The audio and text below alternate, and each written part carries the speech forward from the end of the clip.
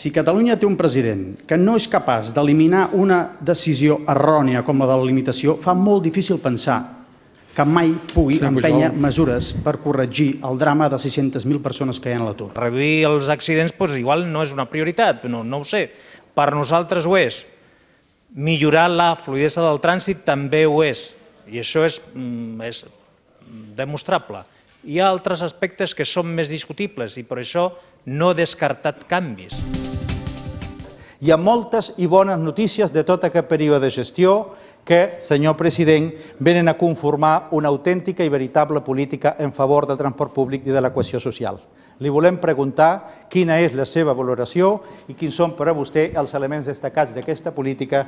Per tant, treballem tots perquè millori el transport públic per a tots els ciutadans de Catalunya, implantant la integració tarifària a Tarragona, Girona, Lleida i el Bages, el que representa un estalvi que pot arribar fins al 70% del preu del viatge, en molts casos, i posant en marxa, esperem que pugui ser molt aviat, una xarxa de trens d'alta velocitat regionals que connecti en menys de 2 hores les diferents capitals catalanes.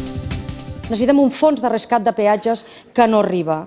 Mentre no arriba aquest fons que està dormint el son dels justos en un projecte de llei, esmena darrere esmena al Congrés de Diputats, quines mesures està treballant el govern per complir aquests objectius i compromisos de rescat pels usuaris habituals, independentment de la creació d'aquest tan esperat fons de rescat estatal? Estem estudiant la implantació d'un sistema que permeti en determinats casos una bonificació també significativa que podria arribar fins i tot al cost zero si es donen unes determinades circumstàncies.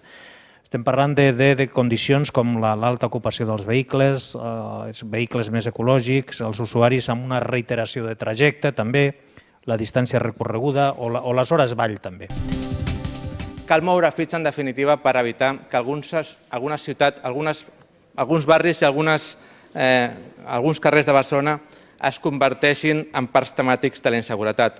I cal fer alguna cosa per evitar, senyor president, que els turistes que volen venir a Espanya desestimin l'opció de Barcelona per venir a fer turisme.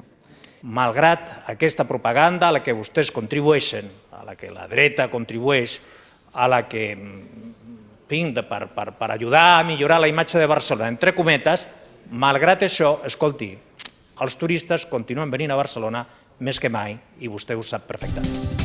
Millet i el Palau, Pretòria, Gürtel i Mates són evidències reals de la xacra desterrada a la vida institucional, política i pública que és la corrupció.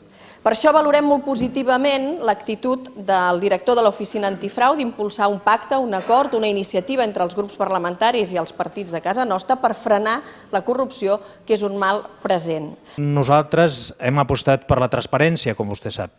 Hem donat a conèixer tots els càrrecs del govern, els seus assessors, s'han publicat els seus sous. Aquest govern és el de la prevenció contra la corrupció. Per això es va crear l'Oficina Antifrau de Catalunya per garantir la transparència, l'objectivitat i la legalitat en l'actuació de l'administració. La realitat és que hi haurà sentència, i sigui quina sigui la deliberació, el que ens agradaria que vostè es comprometés com a president a no governar amb aquells que no acaten la sentència judicial. Jo no opino sobre política ficció, però sí sobre una realitat, i és que vostè sí que no creu i no respecta el nostre estatut.